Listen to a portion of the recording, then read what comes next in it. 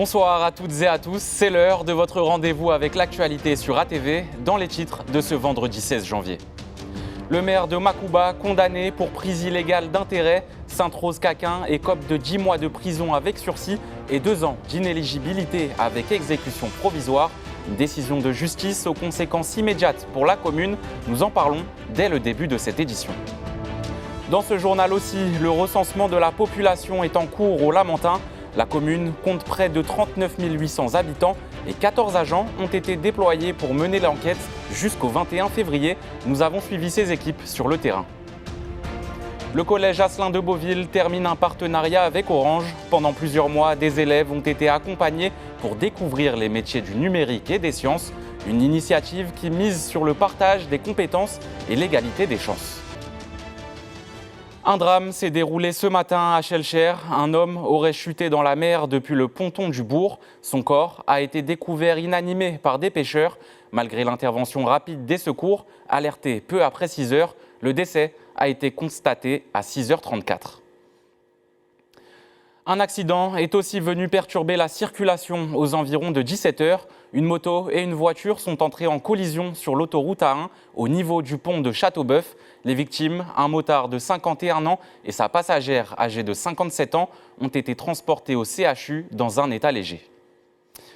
Dans l'actualité politique, le verdict est tombé hier à la cour d'appel de Martinique. Le maire de Makouba, Sainte-Rose-Caquin, a été condamné à 10 mois de prison avec sursis, 10 000 € d'amende et 2 ans d'inéligibilité avec exécution provisoire pour prise illégale d'intérêt.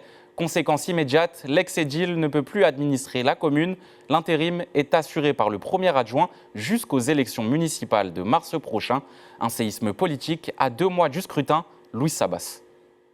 À Makouba, le verdict de la cour d'appel condamnant Sainte-Rose-Caquin à 2 ans d'inéligibilité accompagné de 10 mois de prison avec sursis et 100 000 € d'amende semble n'avoir causé aucun remous, ou si peu. Dans la paisible commune du Nord, certains s'y attendaient.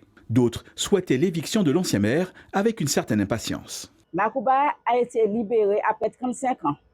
Pas de séisme donc, mais plus d'agitation pour le premier adjoint, désormais aux commandes du navire makoubétain. Il assure la continuité des services, tout en préparant en urgence l'élection d'un nouveau maire qui achèvera le mandat en cours et pour lequel il est candidat. Il y a une décision de justice qui a été rendue hier au niveau du tribunal et donc c'est le préfet à ce moment-là, donc à partir de ce jugement, qui doit prendre l'arrêté pour nous dire précisément ce qu'on doit faire à partir de maintenant. Logiquement, d'après les textes, donc, le premier adjoint assure l'intérim et il doit convoquer dans les 15 jours le conseil municipal pour élire un nouveau bureau municipal avec à sa tête un nouveau maire. Voilà 35 ans que Sainte-Rose-Caquin était maire de Makouba. L'opposition voit à travers sa condamnation une fenêtre d'opportunité électorale.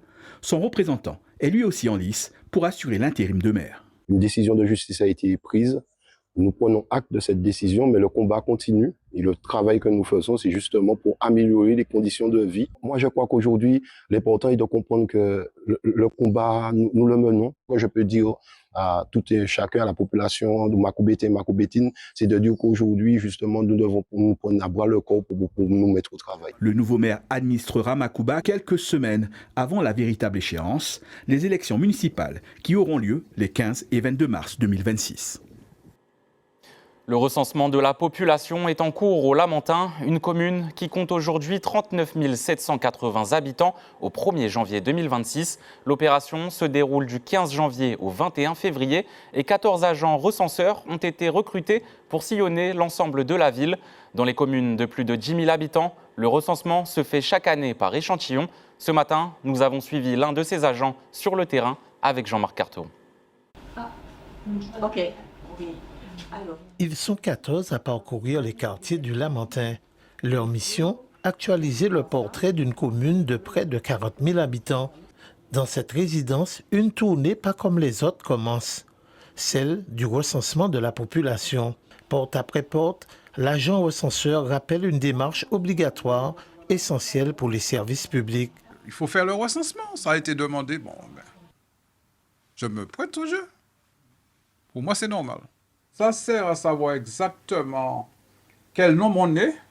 Et ça sert également à doter les communes ou la région d'une certaine somme qui est censée être dépensée pour le bien-être de chacun. Yo veux venir faire un travail, pas avec le travail que vous faire. Est-ce que je peux me dire? Maintenant, je vous reçois paisiblement. C'est pour savoir combien de personnes qui ont plus de ce qu'il y avait l'année dernière.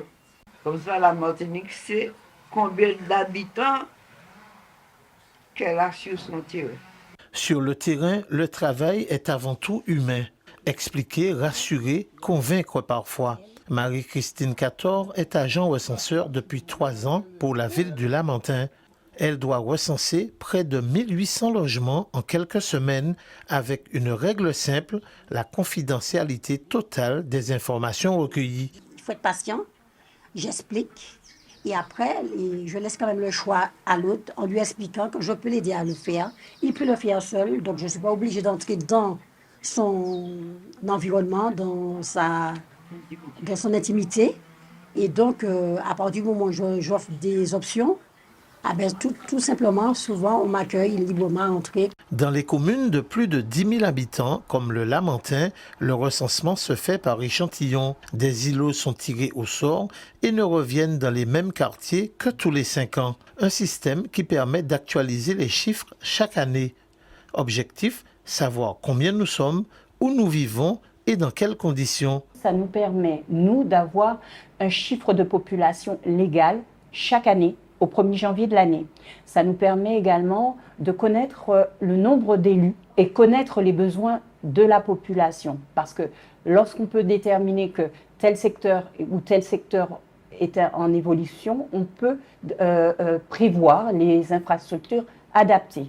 Le recensement se poursuit au Lamentin jusqu'au 21 février. Derrière ces chiffres, une réalité simple, mieux compter aujourd'hui pour mieux décider demain. Pour bien commencer l'année, une initiative veut remettre la santé et le bien-être au cœur du quotidien. Du 17 au 23 janvier, le territoire sud accueillera à la Ronde Sud Santé une semaine d'animation gratuite, sportive et de prévention au plus près des habitants. Et nous en parlons ce soir.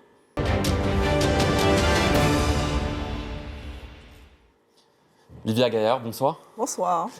On l'a dit, la Ronde Sud Santé, une semaine d'activités sportives et également de prévention. Est-ce qu'on peut savoir quels seront les temps forts justement de cette semaine ?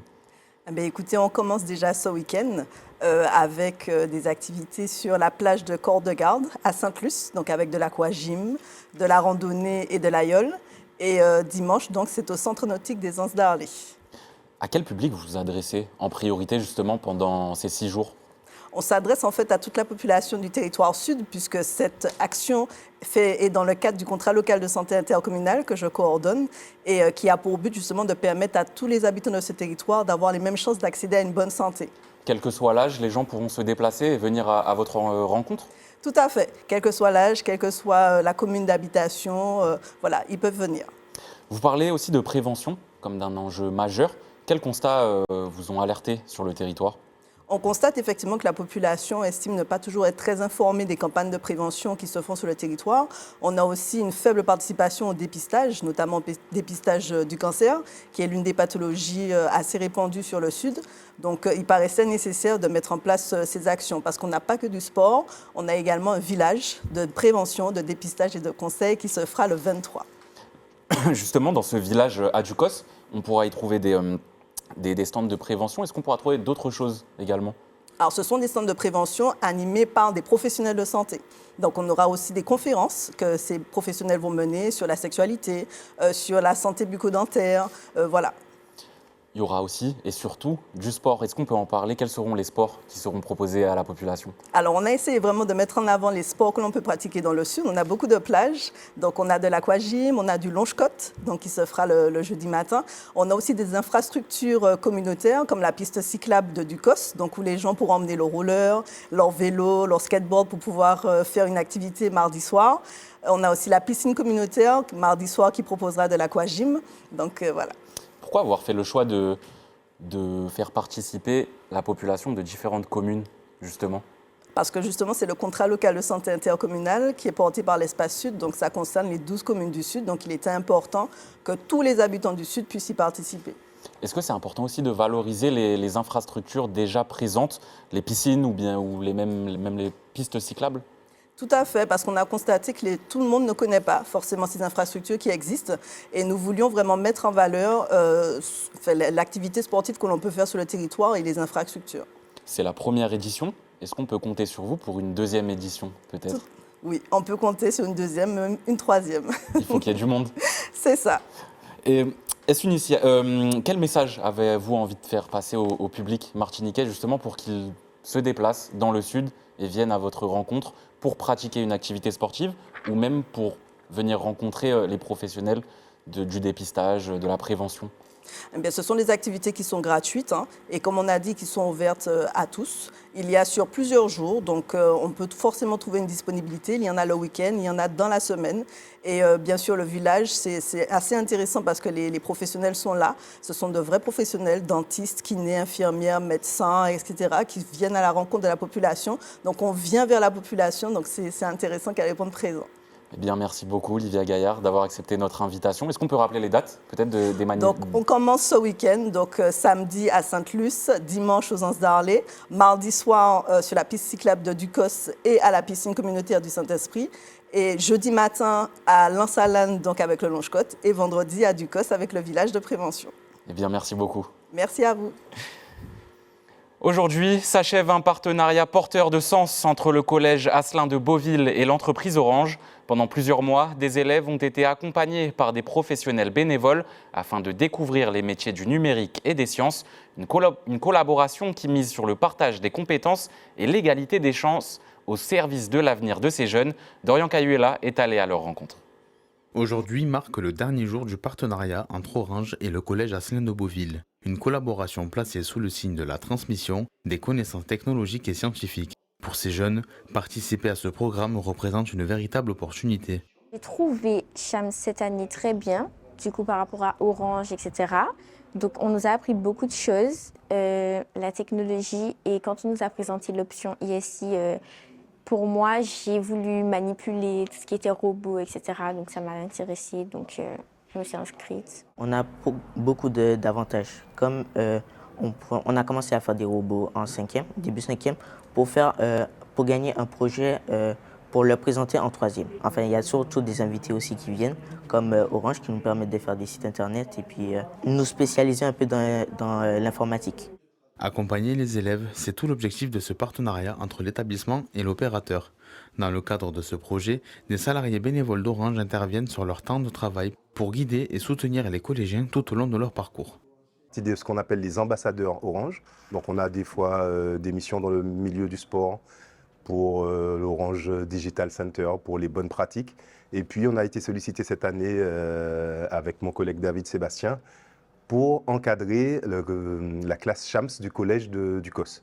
Et donc en fait c'est accompagné, donc c'était le vendredi après-midi, cette classe de 3e d'une quinzaine d'élèves dans le développement informatique. Donc on les a encadrés pour pouvoir apprendre à faire du développement de pages web, des sites internet, etc. Derrière la genèse de ce projet, un homme, Christophe, professeur de technologie. Il a su mobiliser les énergies et mettre en œuvre les moyens nécessaires pour que ce travail collectif voit le jour et aboutisse. Cette année, nous avons un projet en expérimentation qui s'appelle Shams, classe horaire aménagée en maths, sciences et physique. Les élèves qui sont dans cette option sont volontaires à la base. Ils ont été sélectionnés aussi par rapport à leur niveau, un petit peu. Et surtout, ils sont très motivés. Et là, le fait de travailler avec des adultes qui ne sont pas des professeurs du collège, ça les motive encore plus. Ils sont très intéressés, ils progressent. Et l'objectif, évidemment, c'est qu'ils restent dans le domaine scientifique.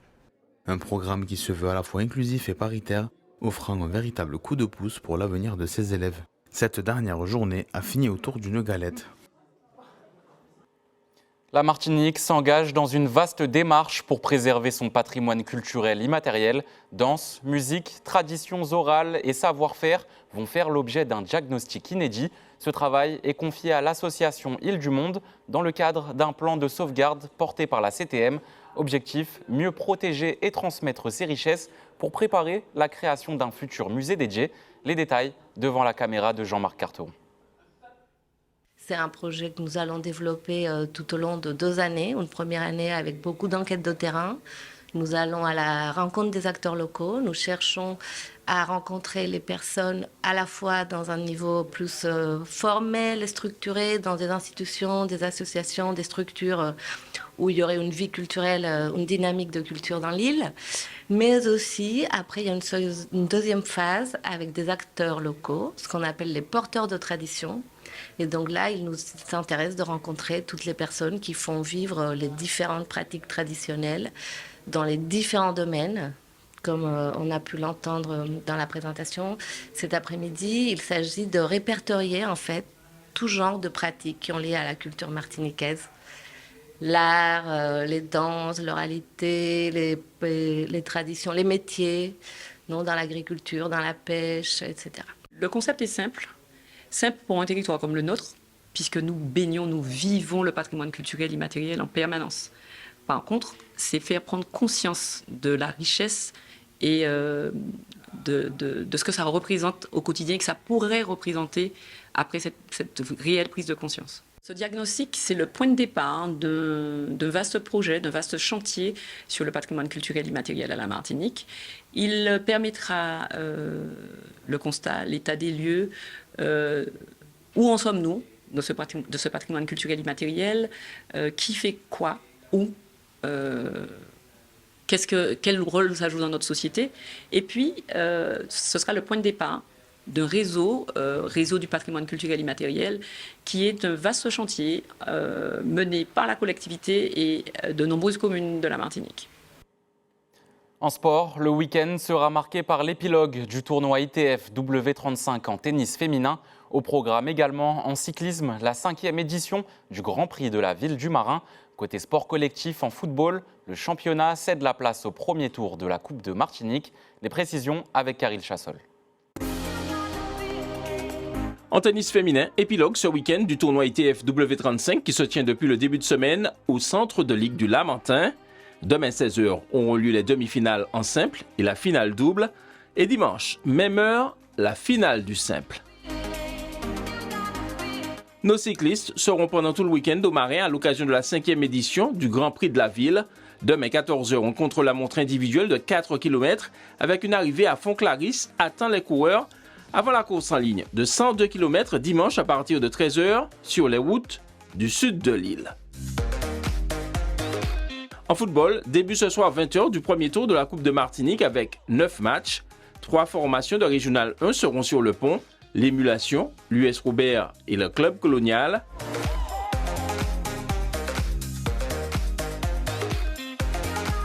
Demain également, à partir de 15h, 9 matchs sont programmés dans l'opposition entre l'UJ Monroe et l'AS Mendezes, club de R1.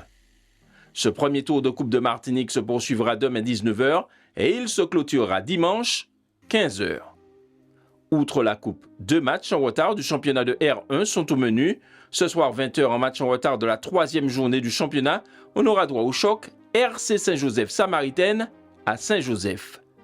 Et demain 19h, le Golden Lion reçoit le Golden Star. En futsal, toutes les rencontres de la 15e journée du championnat auront lieu dimanche au Morne Rouge, à Corridon, au François et à Saint-Joseph. Elles sont prévues de 10h30 à 17h30. En basket féminin, on joue la 11e journée du championnat de pré-national. Demain 18h, on aura droit à Aiglon-Gouloise au Lamentin et Arsenal ASC Aigle Noir au Robert. À 18h30, le Golden Lion reçoit le Golden Star et l'AS Black Star le Madin Grey. Chez les hommes, la 9e journée du championnat de pré-national s'ouvre demain 20h avec l'opposition entre l'Intrépide et le Madin Grey à Corridon. Les 3 autres matchs auront lieu à partir de 20h30. En volleyball masculin, la 11e journée du championnat débute ce soir 20h30 par le choc RC Rivière-Pilote, RC Arlésien au gymnase d'Ancamé. Demain 21h, l'Espoir reçoit Timples et dimanche 10h, l'Empire sera face au Good Luck à Trinity. Au féminin, on joue la 10e journée du championnat. Dans la poule A, les 2 rencontres ont lieu dimanche à partir de 8h. Empire Good Luck à Trinité et MUC VB Pilotin au campus. Dans la poule B, demain 19h, on aura droit à Espoir Aiglon à Sainte-Luce et à 20h, le RC Arlésien sera opposé à la JS franciscaine aux Anses d'Arlay. Enfin dimanche 10h, Timples reçoit le leader l'entente FEP-Monesi est claire. Comme chaque soir, on regarde ensemble le calendrier de l'EFS. Demain, vous pourrez donner votre sang au niveau de la mairie du François de 9h à 15h. Pour finir, un rappel des principaux titres de ce soir. Au niveau local, le maire de Makouba, Sainte-Rose-Caquin, a été condamné pour prise illégale d'intérêt, 10 mois de prison avec sursis et 2 ans d'inéligibilité avec exécution provisoire. La commune est désormais dirigée par le premier adjoint jusqu'aux élections municipales. Au niveau national, le Premier ministre tente d'éviter la censure en défendant son nouveau budget. Sébastien Lecornu appelle au compromis, notamment avec les socialistes, tout en dénonçant l'attitude du RN et de la France insoumise.